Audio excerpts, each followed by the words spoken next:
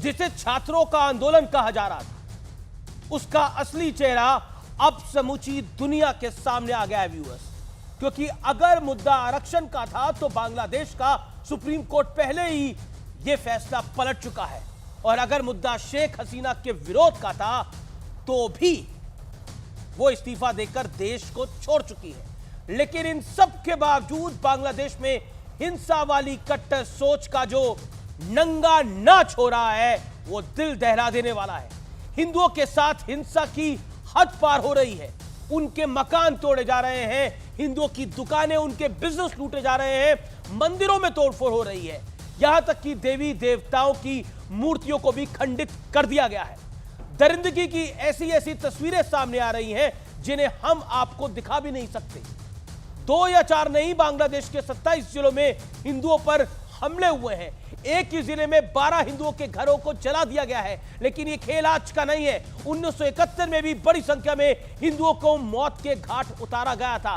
तो आज इसी मुद्दे पर होगी देश की सबसे बड़ी बहस। हसीना से बदला, हिंदुओं पर क्यों हमला, और आज जो कागज मैं लेके आया हूं ये अपने आप में गवाही देते हैं, चिल्ला चिल्लाकर, चीख चीख कर, कि आखिरकार हिंदुओं को टारगेट बनाया गया है। सिर्फ बांग्लादेश में नहीं, अफगानिस्तान में नहीं, पाकिस्तान में नहीं, ये कई मुल्कों का हाल है।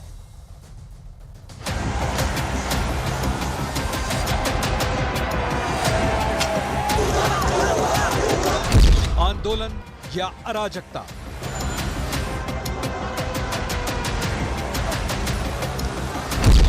बांग्लादेश में हिंदुओं पर क्यों हमला? ঢুকে আমাদের পুরো ভাইরা চুইরা কিচ্ছু রাখে নাই। আমার কাকাকে খুঁজতেছিল, আমার ভাইকে খুঁজতেছিল, মানে এরা কোথায়। আমার মা বাইরে ছিল, আমার মা শুধু নিরুপায় হয়ে দাঁড়ায় দেখতেছে যে ঘরে। हम लोगों का घर कारोबार सब आग से जला दिया गया है, बहुत प्रॉब्लम है। भाई है, हिंदू भाई बुद्ध भाई जो है, उन लोग के घर में जाके, मंदिर में जाके आग लगा रहे हैं। तख्ता पलट शेख हसीना का हुआ, लेकिन मुसीबतों का पहाड़ वहां रहने वाले हिंदुओं पर टूटा। मकान तोड़े, दुकानें जलाई, मंदिर तोड़े, मूर्तियां तक खंडित की।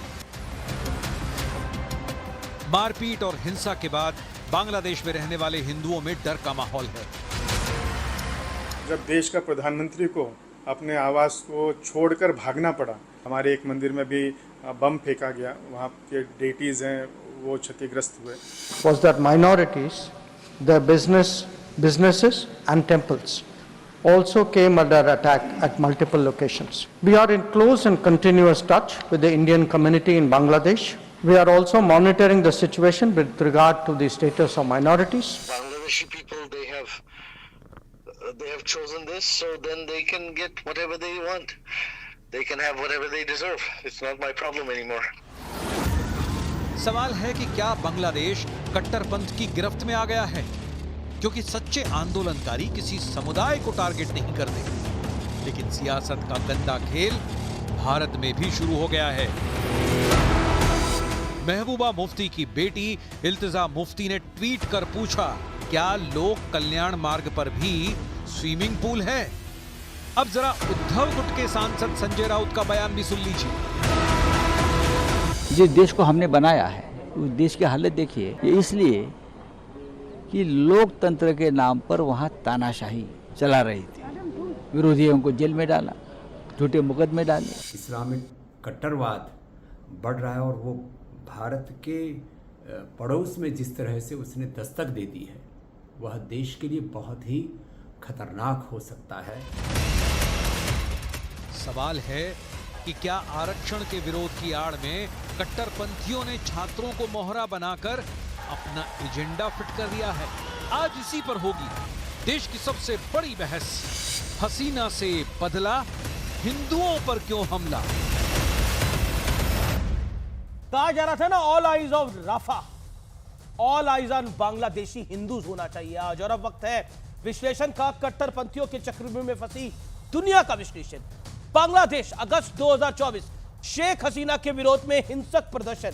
शेख हसीना से इस्तीफा देकर उन्होंने देश को छोड़ दिया है। इस्तीफे के बावजूद कट्टरपंथियों की हिंसा जारी है। हिंदुओं के घर, मंदिर, बिजनेसेस, दुकानें, मकानों के साथ लूटपाट और तोड़फोड़ जारी है। तस्वीरें और लोगों की क्या भावनाएं हैं वो हमारे सामने आ रही हैं। ब्रिटेन 29 जुलाई 2024 इसी साल की बात है, अभी कुछ दिनों पहले की बात है। साउथ पोर्ट में योग क्लास के दौरान चाकूबाजी होती है। चाकूबाजी में 3 बच्चों की दुखद मौत हो जाती है। सोशल मीडिया पर हमलावर के मुस्लिम होने की अफवाह फैली और अफवाह के बाद कई शहरों में हिंसा है, पुलिस कर्मियों पे हमला है। अगर आप यूनाइटेड किंगडम, लंदन, ब्रिटेन की खबर देखेंगे तो यही खबरें आती हुई दिखेंगी। वहां की सरकार इस कट्टरवाद को झेल नहीं पा रही है, बहुत मुश्किल में है। जर्मनी 27 अप्रैल इसी साल 2024, मैं पीछे नहीं जा रहा, मैं इसी साल की बात कर रहा हूं। 1100 से ज्यादा कट्टरपंथियों की भीड़ सड़क पर उतरी। खलीफ राज को जर्मनी के लिए शांतिपूर्ण समाधान बताया। खलीफा राज को, यानी खलीफा राज चाहिए जर्मनी के अंदर, और इन लोगों को पनाह दी जर्मनी ने। और जर्मनी को इन लोगों ने क्या दिया, यह आपके सामने है। किस तरह से आगजनी हुई, किस तरह से तमाशा हुआ, किस तरह से हिंसा हुई, ये सबके सामने है। अब फ्रांस की बात कर लेता हूं। 2 जुलाई 2023 नहेल नाम के युवक की पुलिस की गोली से मौत हो जाती है। मौत के विरोध में हजारों कट्टरपंथी सड़कों पर उतरे, दुकानों में आग लगाई, मॉल को जमकर लूटा, सड़कें जाम कर दी और फ्रांस की सरकार को नाको चने चबाने पड़े।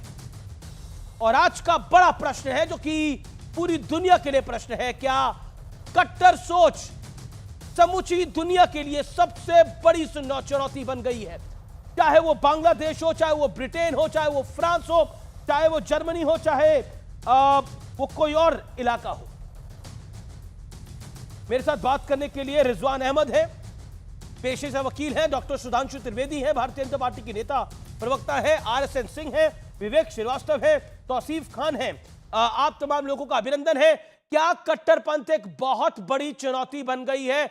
इसको मानना पड़ेगा। रिजवान अहमद, मैं आपसे इस चर्चा की शुरुआत करता हूं, क्योंकि बांग्लादेश हो, बांग्लादेश में तो हिंदुओं को टारगेट किया जा रहा है, लेकिन कट्टरपंथी कर रहे हैं